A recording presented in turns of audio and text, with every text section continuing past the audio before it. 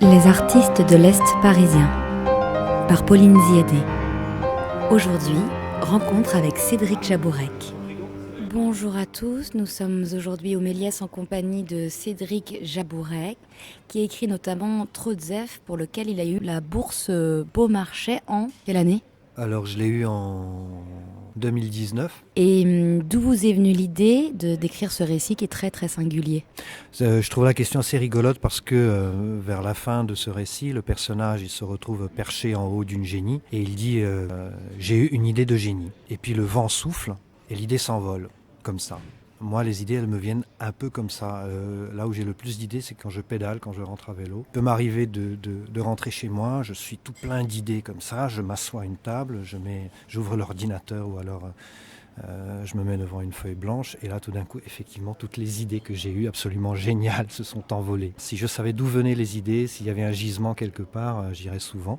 Est-ce que vous pouvez nous dire, Trotzef, de quoi ça cause ? J'avais eu envie de raconter le travail sur les chantiers, travail d'intérimaire, notamment de raconter les gens, les travailleurs eux-mêmes. Alors c'est singulier, on n'a pas beaucoup l'habitude, aujourd'hui notamment dans les romans français et encore moins au théâtre, d'avoir ce type de récit. D'où ça vous est venu ? Est-ce que vous-même vous avez été sur un chantier ou... En fait, je me suis retrouvé sur ces chantiers et j'étais pas du tout préparé. J'ai travaillé pendant plus de 10 ans en tant que manutentionnaire, on va dire, dans une sorte d'agence d'intérim qui vendait des muscles. Et donc, je me suis retrouvé précipité dans un univers que je connaissais pas, qui me faisait un peu peur, qui était extrêmement riche et hallucinant. Donc c'est à partir de cette expérience que vous avez fictionné, raconté une autre histoire. Et quelle est la part en fait entre l'autobiographie et la partie, entre guillemets, fiction, invention ou est-ce que ça se pose pas comme ça ? Je crois que quand j'écris, ça part à la base du vécu. Que ce soit une situation ou que ce soit un mouvement d'humeur, n'importe quoi, mais ça part de moi, ça, donc forcément. Après, il y a une part d'imaginaire ou une part de rêve aussi, on pourrait dire. Il suffit parfois d'une bribe de phrases. En fait, c'est des déclencheurs, en fait. Tout ça, c'est des situations ou des choses qu'on peut entendre. Oui, parce que ce qui est intéressant dans votre écriture, c'est que d'une part, c'est très sonore, effectivement, et c'est qu'il y a tout un travail autour du langage. Il y a un langage spécifique en fait au chantier, il y a un vocabulaire, une manière de se parler entre ouvriers, et on retrouve ça, mais complètement poétisé, comme à un autre endroit, en partant d'un réel très très ordinaire finalement. Et ça crée une forme littéraire à part entière. Peut-être c'est la façon dont j'entends les choses. Dont elle résonne en vous au moment où ça se passe ? Oui, sans doute. J'étais frappé par la langue, la façon dont ils utilisaient les mots, dont ils construisaient les phrases, que ce soit parce qu'ils venaient de milieux sociaux différents, que ce soit parce qu'ils étaient d'origine étrangère, qu'ils ne maîtrisaient pas complètement le français. Et en même temps, il y avait une sorte de spontanéité dans l'expression qui me fascinait. Parce que, voilà, vous m'entendez, là je suis en train de chercher mes mots. Et j'étais face à des gens qui ne cherchaient pas les mots tellement, ou qui s'en fichaient surtout. Ils prenaient ce qui venait. Comme une tour de Babel de mots. Oui. Sauf qu'elle ne s'est pas encore écroulée. Comment vous avez procédé par rapport à l'écriture ? Quelles ont été les étapes pour Trotzef ? Très rapidement, je prenais des notes. Il y avait des choses qui me frappaient et que je me disais, il ne faut pas que je les oublie. Il y a une prise de notes au début, donc j'ai déjà des traces de ce qui s'est passé ou de ce que j'ai entendu. Parfois, ça pouvait être effectivement une phrase. J'y avais quelque chose en moi qui était de l'ordre de la fascination et de la colère également, parce que en même temps, j'étais pas tout à fait heureux à cette place où j'étais. J'avais aussi le sentiment qu'il fallait que je raconte ou que je dise quelque chose qu'on n'a pas coutume d'entendre. Une réalité, en fait. J'avais envie de décrire une réalité plutôt que de faire un pamphlet politique. Ça ne m'intéressait pas tellement. J'avais plutôt l'impression que je pouvais être un passeur quelque part. J'étais un transfuge parce que je me suis retrouvé dans un milieu que je ne connaissais pas très bien. Parce que là, on se situe dans quelque chose qui n'est pas une dénonciation politique, qui est un objet éminemment littéraire, mais il y a quand même un choix politique qui est de mettre à jour une situation et des gens dont on ne parle pas. Ça n'a pas été pensé comme un choix politique. C'est seulement, très vite, on se rend compte que ce sont quand même des gens qui travaillent à l'ombre. Des gens même si on les croise, on ne les voit pas. On les croise tous les jours, on les voit avec nos yeux, mais on n'appréhende pas vraiment leur réalité et leur façon d'être, leur vie, etc. Donc j'avais surtout envie de leur offrir une parole ? Oui. Est-ce que Trotzef a été joué, repris? C'est une pièce de théâtre? C'est un roman? C'est quoi? J'ai commencé par écrire ça comme un monologue. C'est une sorte de monologue intérieur. C'est une pensée intérieure qui se déroule, mais arrive très vite plein de personnages. Est-ce que ça a été joué ou pas du tout?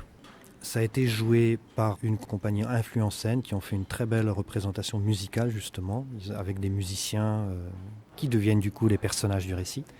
Et ça a été présenté par les élèves du Conservatoire dramatique d'Orléans.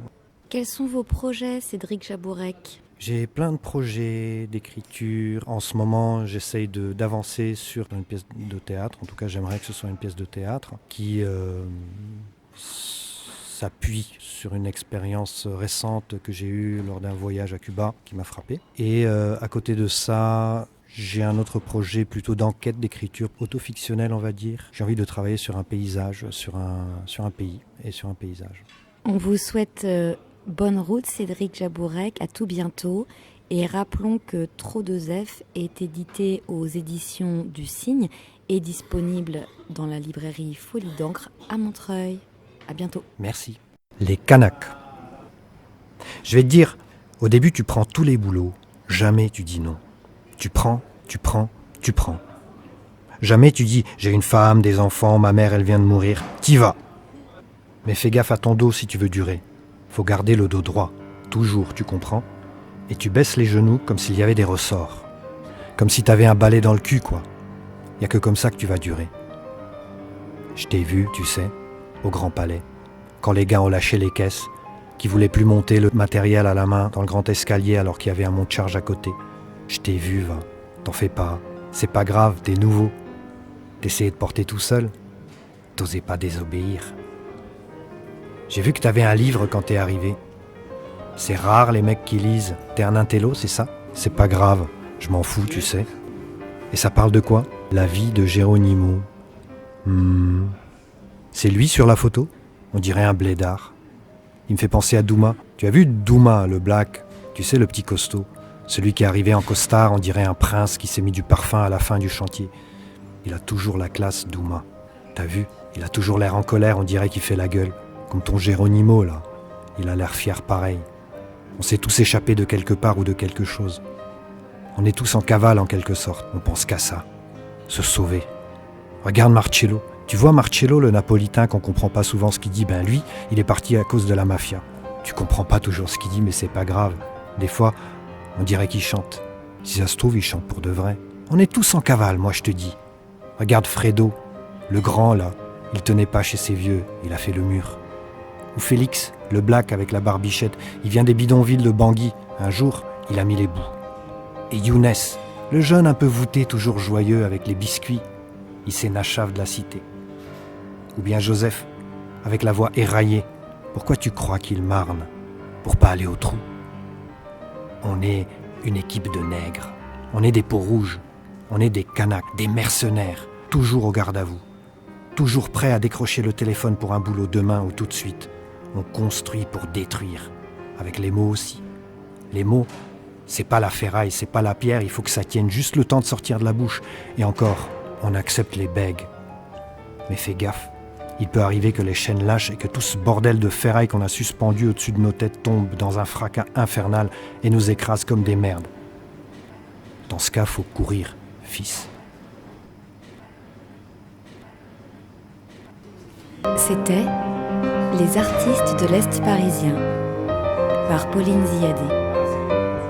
Aujourd'hui, rencontre avec Cédric Jabourek.